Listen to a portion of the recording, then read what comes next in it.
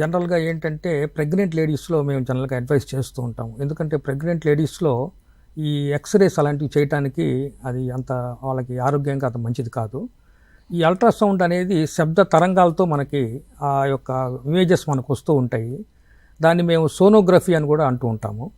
ఈ అల్ట్రాసౌండ్ యొక్క శబ్ద తరంగాలు మాకు రోగ నిర్ధారణకి చాలా ఉపయోగపడుతూ ఉంటాయి.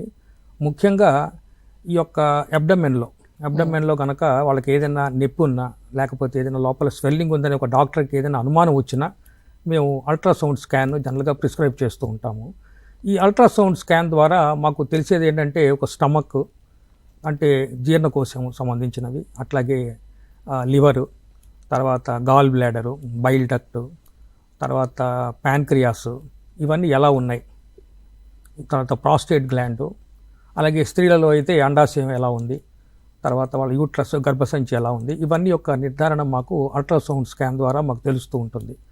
ఈ అల్ట్రాసౌండ్ వలన కూడా మాకు ఈ యొక్క ప్రెగ్నెంట్ లేడీస్లో మేము కనుక చేసినట్టయితే వాళ్ళల్లో మాకు ఈ చైల్డ్ డెవలప్మెంట్ ఎలా ఉంది, అట్లాగే బేబీ యొక్క హార్ట్ సౌండ్స్ ఎలా ఉన్నాయో కూడా మాకు అల్ట్రాసౌండ్ ద్వారా మేము తెలుసుకుంటూ ఉంటాము. అదే కాకుండా ఈ యొక్క చైల్డ్ హార్ట్ బీట్స్ కూడా మాకు అల్ట్రాసౌండ్ ద్వారా మాకు ఆ ఇన్ఫర్మేషన్ మాకు వస్తూ ఉంటుంది.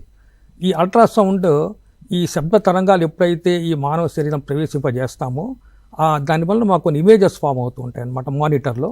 దాన్ని బట్టి రేడియాలజిస్ట్ లేదా మన సోనాలజిస్ట్ కూడా అంటాము, వాళ్ళు దానికి సంబంధించిన రిపోర్ట్ వాళ్ళు తయారు చేస్తారు.